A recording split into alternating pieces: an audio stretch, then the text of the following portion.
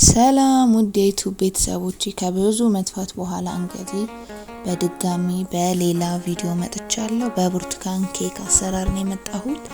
ቪዲዮን ከመጀመራችሁ በፊት ላይክ፣ ሼር፣ ሰብስክራይብ በማድረግ ቤተሰብ ይሁኑ።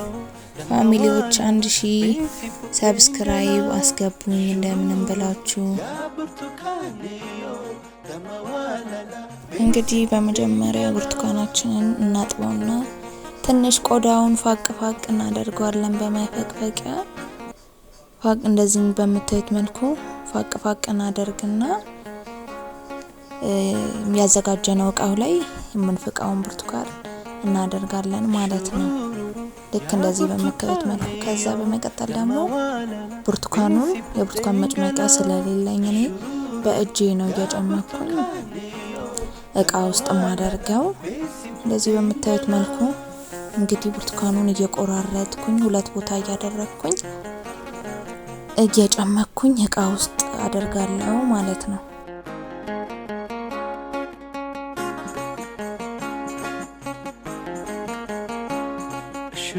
ከዛ የጨመቅነው ብርቱካን ይሄንን መስሎልናል።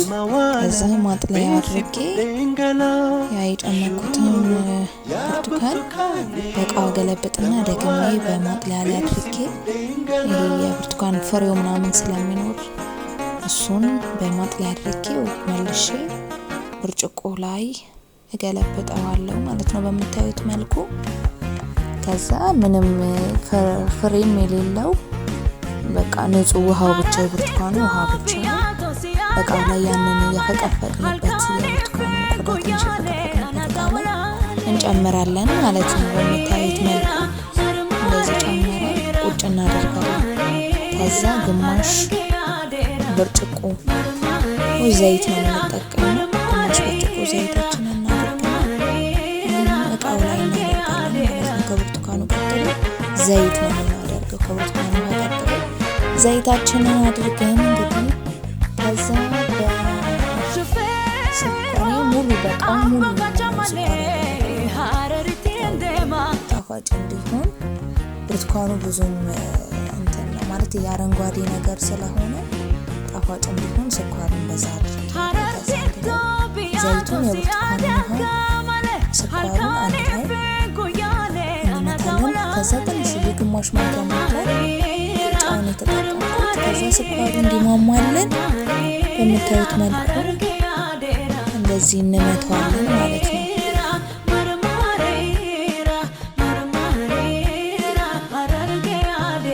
ከዛ በመቀጠል እንግዲህ እንደምታዩት የተጠቀምኩት ወደ 4 የሚሆን እንቁላል ነው። እንቁላል እየሰበርኩኝ ጨመርኩኝ። ያው የተማሰለ እንቁላሉን እየሰበርኩ የጨመርኩኝ፣ እናቴ ደግሞ እያማሰለችው ነው። ከዛ በምታዩት መልኩ እንዲህ ከተማሰለ በኋላ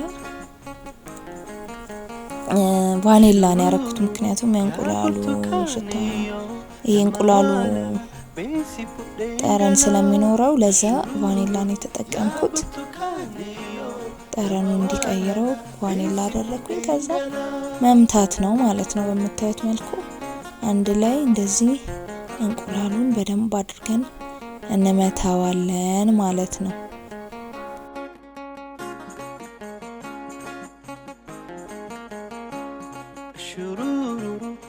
Burtukanio lama walala besi pudengala shururu ya burtukan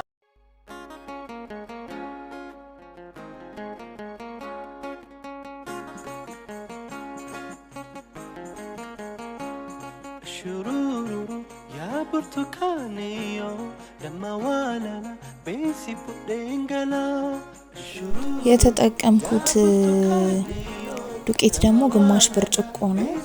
በብርጭቆ ግማሽ ያልሞላ ግማሽ ብርጭቆ ዱቄት ነው የተጠቀምኩት። ከዛ እሱን በምታዩት መልኩ እንደዚህ እንመታዋለን ማለት ነው። እናዋህደዋለን በደንብ አድርገን እንዳይጓጉልብን አድርገን እናማስለዋለን። እኔ ትንሽዬ ጨምሬበታለሁ ድጋሚ መጀመሪያ ከጨመርኩበት ድጋሚ ጨምሬ ያለሁኝ ያነሰ ስለመሰለኝ በድጋሚ ትንሽዬ ጨምር ያለው ማለት ነው። ከዛ እንግዲህ ማማሰል ነው በቃ ማዋሃድ።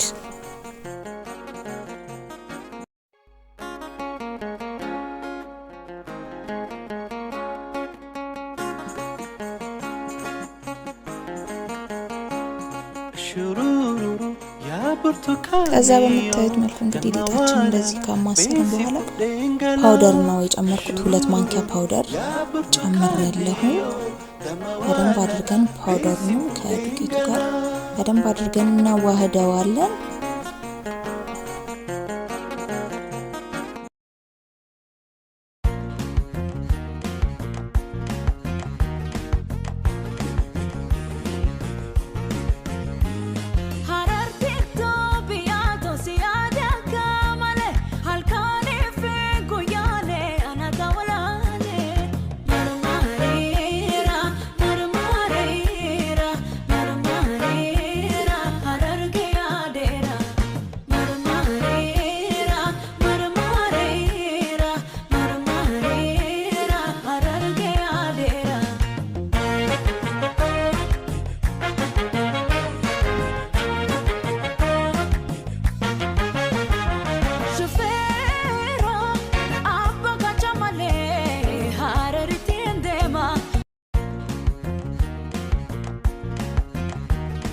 በምታዩት መልኩ እንግዲህ ፓትራችን ላይ ዘይት እናደርግና ዘይታችንን አድርገን በብሩሽ በደንብ አድርገን ከጥግ እስከ ጥግ በብሩሹ ዘይታችንን እናዳርሰዋለን ማለት ነው። በምታዩት መልኩ እንደዚህ ዘይቱን በደንብ ከጥግ እስከ ጥግ እናዳርስና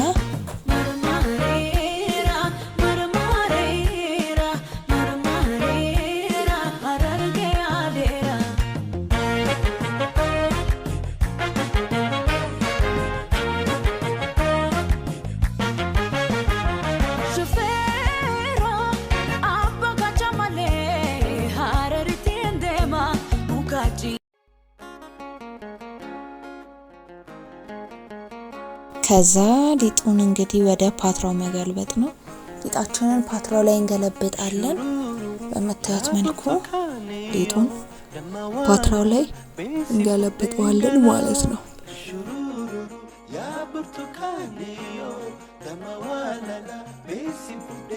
ከዛ ኦቨናችንን ወደ መለኮስ ነው የገባ ነው። እኔ ወደ 45 ደቂቃ ነው የሰጠሁት።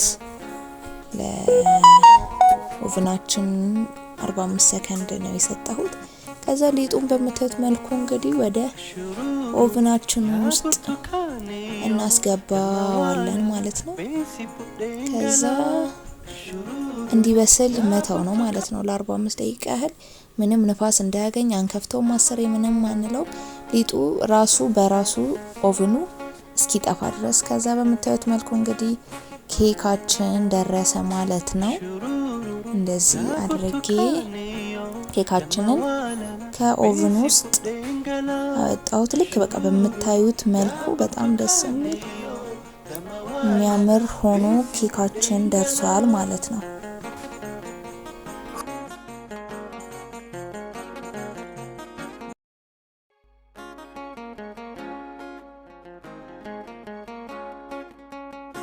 በዚህ መልኩ እንግዲህ ኬካችን ከደረሰ በኋላ ያው እንደዚህ በምታዩት መልኩ በስቲኪኒ ነካ ነካ አደረኩት። ምክንያቱም ሊጥ ምናምን እንደሌለው ለማሳየት ነው። ሊጥ እንደሌለው ለማሳየት ነው። በስቲኪኒ እንደዚህ ወጋ ወጋ ካደረኩት በኋላ እንዲህ በምታዩት መልኩ ተቆርሶ ሲቆረስ ደግሞ ይሄንን ይመስላል ማለት ነው ኬካችን እንግዲህ በዚህ በምታዩት መልኩ ደርሶልናል ማለት ነው። እንደዚህ አይነት የሚያምር ልስልስ ያለ ኬክ ነው የሆነልን። እንግዲህ ከብዙ መጥፋት በኋላ ስለተመለስኩኝ ቪዲዮዬን ላይክ፣ ሼር፣ ሰብስክራይብ በማድረግ ያበረታቱኝ። መልካም ቆይታ።